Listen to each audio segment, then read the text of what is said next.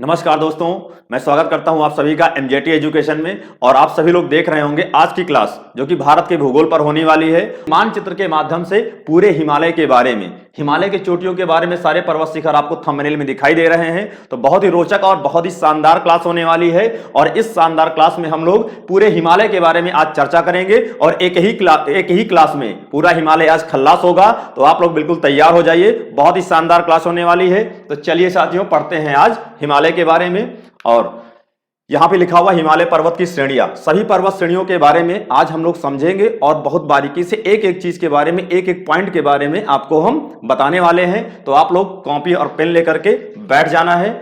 और देख रहे हैं आप लोग हिमालय पर्वत, बहुत ही मनोरम दृश्य है। देख करके ही मन में, है ना, वो एक प्रकार का जिज्ञासा उत्पन्न होती है कि कैसे हिमालय का निर्माण हुआ होगा और किस प्रकार से हिमालय की ये चोटियां हैं, कितनी ऊंची ऊंची चोटियां हैं। तो आप सभी लोग पहले समझ लीजिए, हिमालय क्या है? एक वलित पर्वत है, यानी फोल्डेड माउंटेन का एग्जाम्पल है। ठीक है ना, यानी कैसा एग्जाम्पल है? तो भैया फोल्डेड माउंटेन यानी वलित पर्वत का एग्जाम्पल है। पहला क्वेश्चन यही पूछा जाता है। उसके बाद फिर हम लोग देखेंगे विश्व की सबसे ऊंची पर्वत श्रृंखला।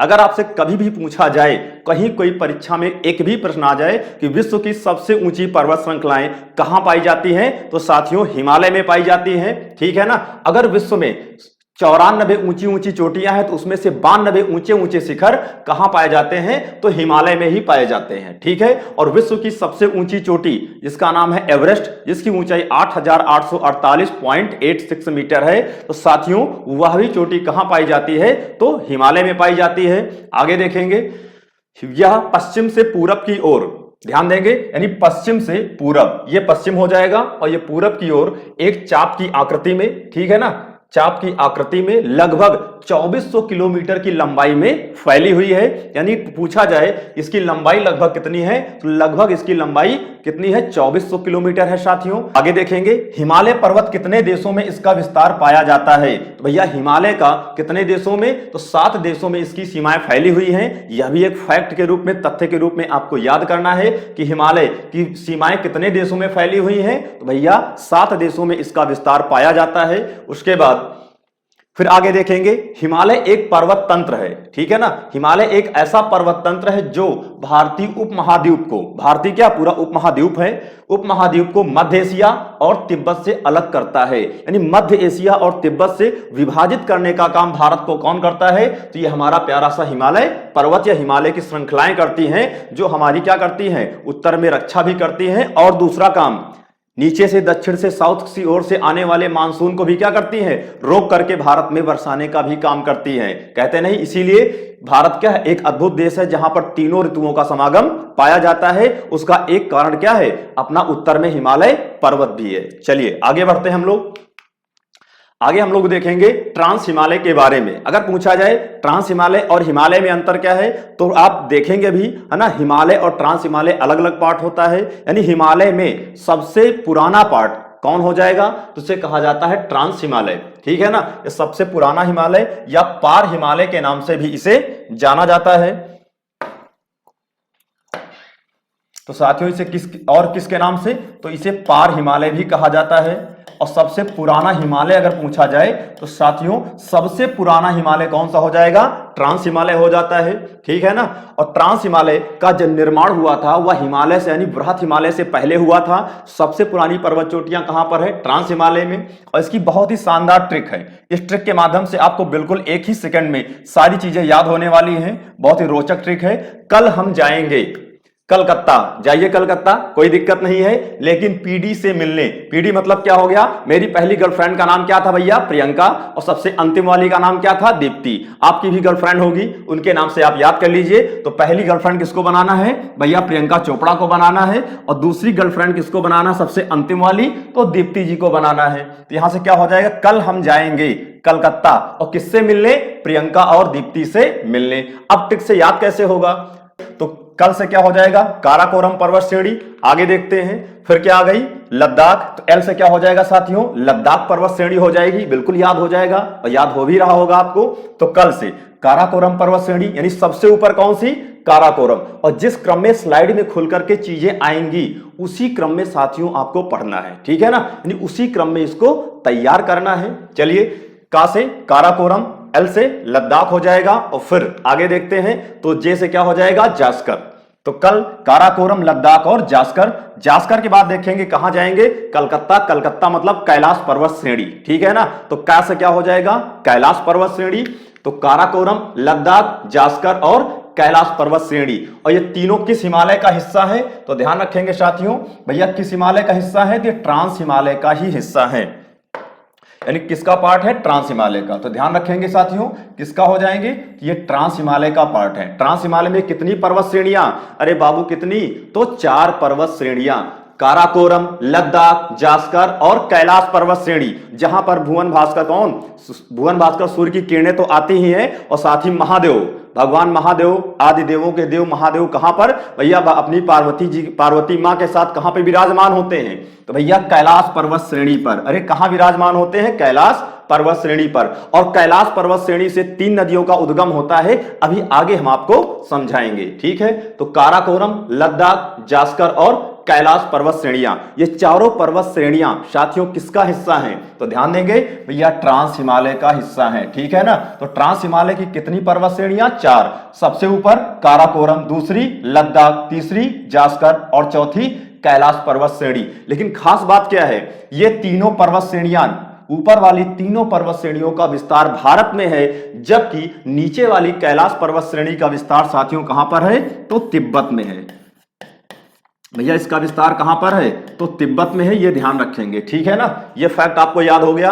आगे चलते हैं, अभी तो प्रियंका और दीप्ति से मिलना है भैया, ठीक है ना। चलिए पहले मिलते हैं प्रियंका जी से। तो प्रियंका जी से मिलने के पहले हम थोड़ा अभी ना स्क्रीनशॉट लेते हैं इसका। अब आगे देखिए, पीर पंजाल पर्वत श्रेणी, तो पी से क्या हो जाएगा, प्रियंका जी कहां मिलेंगी, पीर पंजाल पर्वत श्रेणी पर मिलेंगी। फिर किससे मिलना है, दीप्ति से, तो दीप्ति जी कहां मिलेंगी भैया, धौलाधार पर्वत श्रेणी पर, ठीक है ना साथियों। कहां मिलेंगी, तो धौलाधार पर्वत श्रेणी पर। तो ध्यान रखेंगे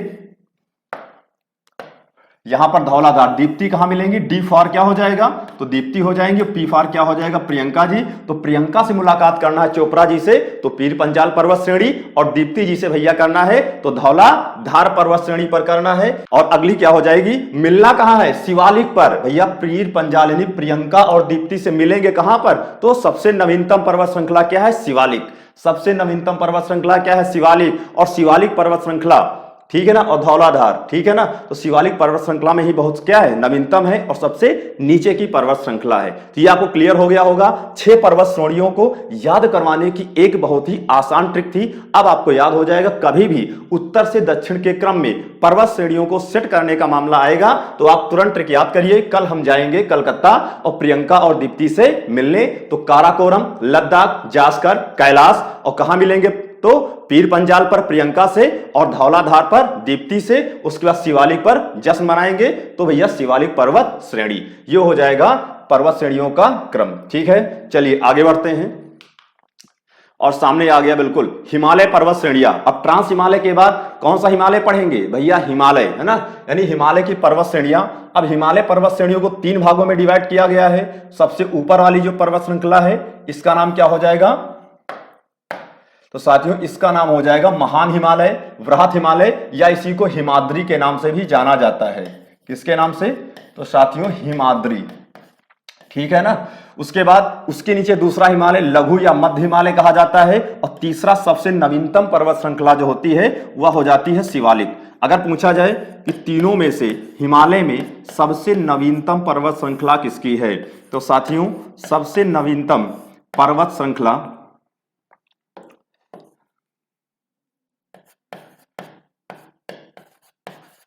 सबसे नवीनतम पर्वत श्रृंखला कौन सी हो जाएगी, शिवालिक हो जाएगी।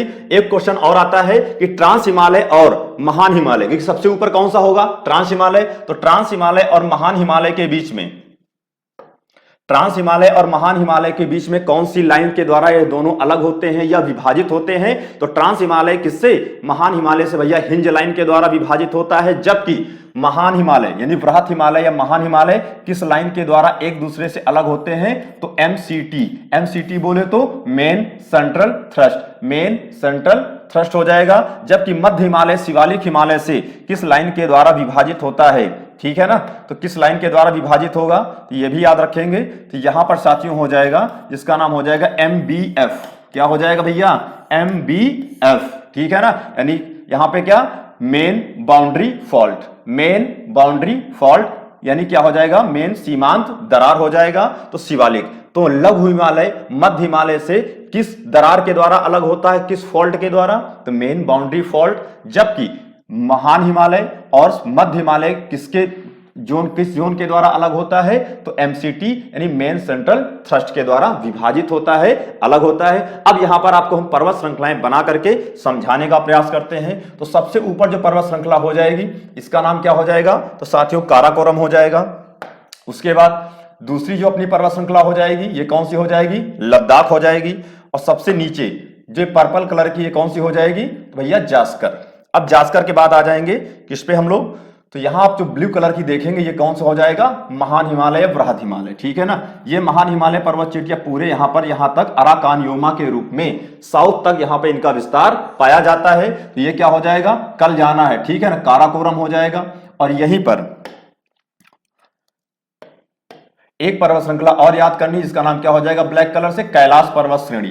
तो साथियों कौन सी हो जाएगी, तो भैया ये हो जाएगी कैलाश, ठीक है ना, ये हो जाएगी कैलाश पर्वत श्रेणी। ऊपर रेड कलर से जो है इसका नाम क्या हो जाएगा, काराकोरम, लद्दाख, जास्कर, तीनों भारत में है। कैलाश पर्वत श्रेणी कहां पर है, तो तिब्बत में है। कहां पर है साथियों, तिब्बत में इसका विस्तार पाया जाता है।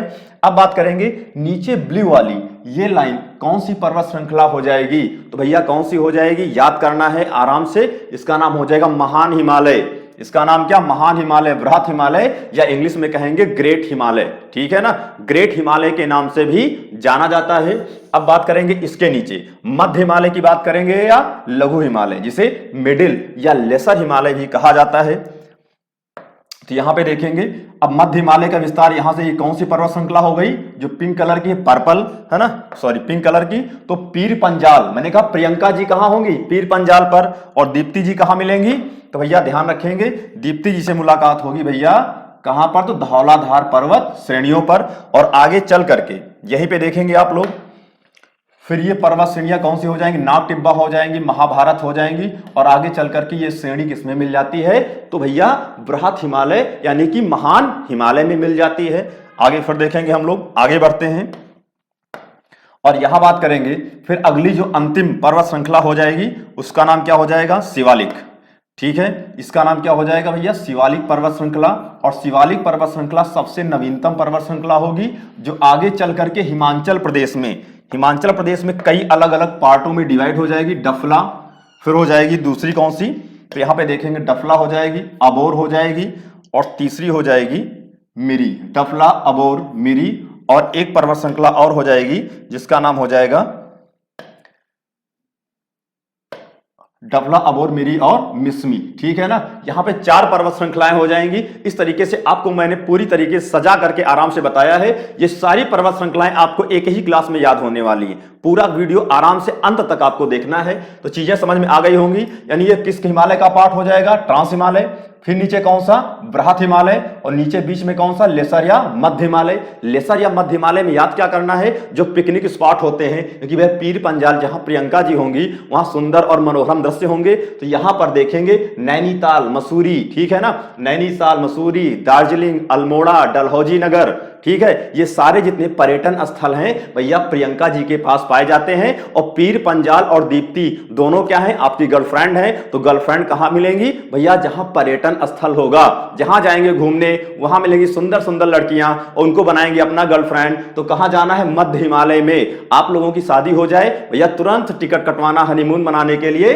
कहां पर, मध्य हिमालय में। क्योंकि मध्य हिमालय में जाएंगे तो वहीं सुंदर और सुहावना मौसम होता है। क्योंकि जितने पर्यटन स्थल हैं, नैनीताल, मसूरी, रानीखेत, अल्मोड़ा, दार्जिलिंग, ठीक है ना, ये सारे पर्यटन स्थल किस हिमालय में है, तो भैया याद करना है किस हिमालय में, ध्यान नहीं है, लेसर या मध्य हिमालय, जिसको कहा जाता है लघु या मध्य हिमालय के नाम से जाना जाता है। ये सारी जानकारी मैंने आपको बताई। और यहां पर पूछा जाए डफला, अबोर, मिरी और मिसमी, ये चारों पर्वत श्रेणियां अरुणाचल प्रदेश में है, लेकिन किस हिमालय का हिस्सा है, तो भैया शिवालिक। सबसे नीचे वाली कौन सी है, तो शिवालिक पर्वत श्रृंखला। इसलिए मैं यहां पे लिख दे रहा हूं कौन सी हो जाएगी, तो भैया शिवालिक, ठीक है ना। ये था पूरा हिमालय के बारे में, शिवालिक पर्वत श्रृंखला। अब इसके तथ्यों के बारे में और भी जो फैक्ट हैं उनके बारे में पढ़ते हैं। इसमें देखेंगे कि इनकी ऊंची ऊंची चोटियों के बारे में ध्यान दे लेते हैं। जैसा कि आप देखेंगे यहां पर बृहत हिमालय, ठीक है ना, बृहत हिमालय या महान हिमालय के बारे में बस 5 मिनट के अंदर सारी चोटियां भी यहां क्लियर करवा देते हैं।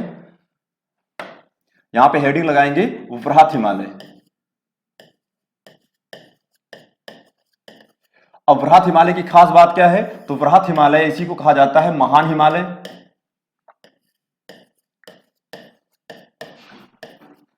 इसी को साथियों क्या कहा जाएगा, तो महान हिमालय के नाम से जाना जाएगा। और महान हिमालय में देखेंगे आपकी नेपाल में इसकी सबसे ऊंची चोटी पाई जाती है, जिसका नाम क्या है, एवरेस्ट। ठीक है, तो यहां पे देखेंगे एवरेस्ट ऊंची चोटी जो पाई जाती है।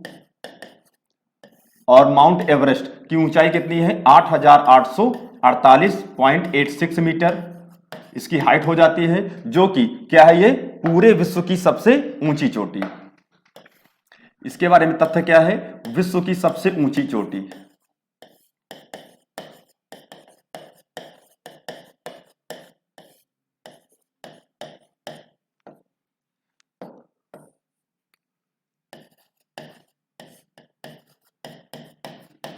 विश्व की सबसे ऊंची चोटी हो जाएगी। अब आगे बात करेंगे कहां पर स्थित है, तो इन ब्रैकेट में कर लेंगे नेपाल में। ये ध्यान देना, भारत में स्थित नहीं है भैया, कहां पर है, नेपाल में स्थित है। बृहत हिमालय पर एक ऊंची और चोटी है जिसका नाम क्या हो जाएगा, कंचनजंगा।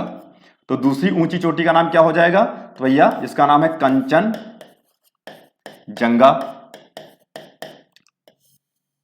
और इसकी हाइट कितनी हो जाती, 8598 मीटर।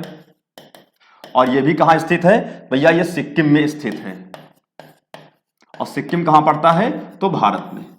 सिक्किम कहां पड़ेगा, भारत में। ठीक है, भारत पूछा जाए, भारत में, ठीक है ना, भारत में बृहत हिमालय पर स्थित या बृहत हिमालय पर स्थित भारत की सबसे ऊंची चोटी तो कंचनजंगा। बृहत हिमालय पर स्थित भारत की सबसे ऊंची चोटी तो कंचनजंगा हो जाएगी। ये ध्यान रखेंगे, तब हम किस पे, केटू पर नहीं जाएंगे। ठीक है ना, ये दो चोटियों के बारे में। और भी इसमें चोटियां हैं, जैसे यहां पे देख सकते हैं आप, मकालू इसी पर स्थित है, मकालू भी हो जाएंगी। और क्या, मसालू भी हो जाती है। ठीक है ना, ये सब नेपाल में है। और भी हो जाएंगी, केदारनाथ हो जाएंगी और बद्रीनाथ भी वगैरह इत्यादि चोटियां क्या हो जाएंगी, इस पर पाई जाती हैं। अब बात करेंगे कि ट्रांस हिमालय पर स्थित एक पर्वत श्रेणी है जिसका नाम है काराकोरम। और काराकोरम पर भारत की सबसे ऊंची चोटी, इसका नाम केटू या गॉडविन ऑस्टिन है। तो गॉडविन ऑस्टिन के बारे में ही आगे हम लोग पढ़ेंगे। तो चलिए, ये थी बेसिक इंफॉर्मेशन।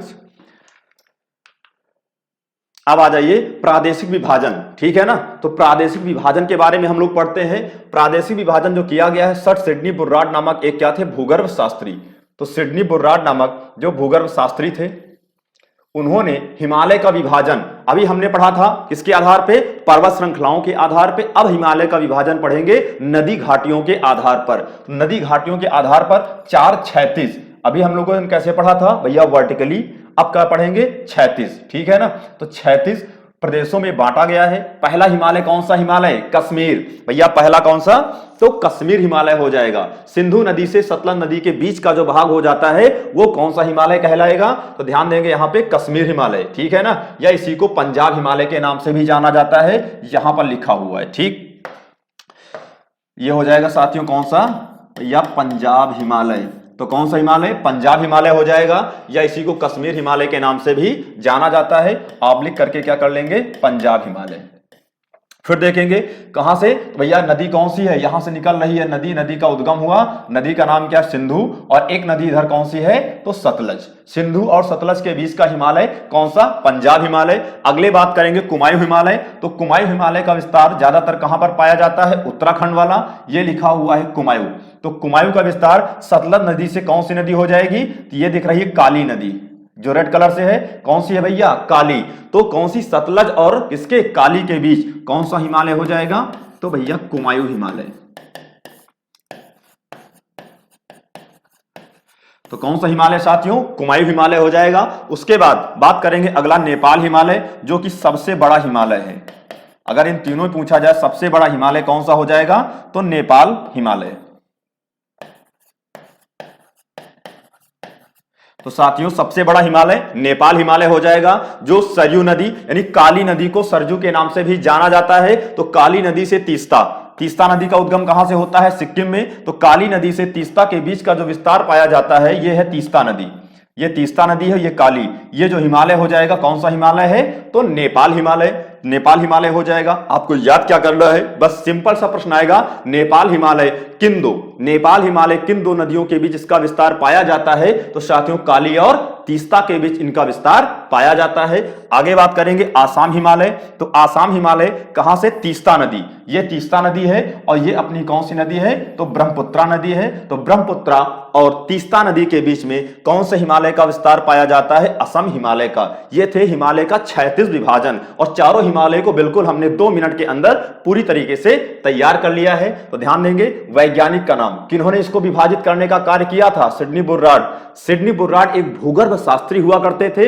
इन्होंने हिमालय को नदी घाटियों के आधार पर 4 भागों में डिवाइड किया, जबकि इसके पहले हमने हिमालय को 4 हिमालय के बारे में पढ़ा, लेकिन वह हिमालय का कैसा विभाजन था? वर्टिकली था, यानी ऊर्ध्वाधर विभाजन था। और सबसे पहले ट्रांस हिमालय, दूसरा वृहत, तीसरा लघु और चौथा शिवालिक। सबसे नवीनतम पर्वत श्रृंखला शिवालिक, सबसे ऊपर पार हिमालय या ट्रांस हिमालय था। इसके बारे में पूरी तरीके से हम लोगों ने समझा।